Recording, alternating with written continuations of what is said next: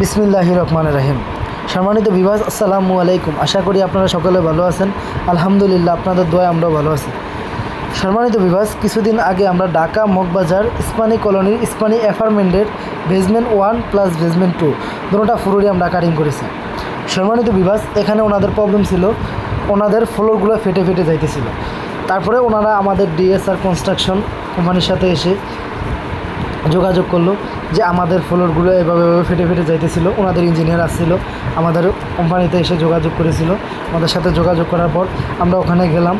তো যাওয়ার পর এখানে ওনাদের সাথে কথাবার্তা বলে আমরা ওনাদেরকে ডিসিশন দিলাম যে আপনাদের ফ্লোরগুলো কাটিং করতে হবে। কাটিং করার পর ওখানে রাবার কেমিক্যাল দিয়ে ওই কাটিংগুলোকে মিটিয়ে দিতে হবে। টাইস অনুযায়ী ওনাদের ফ্লোরগুলো আমরা কেটে দিয়েছি। তা আলহামদুলিল্লাহ, সেই অনুযায়ী ওনাদের ফ্লোরগুলো ঠিক আছে।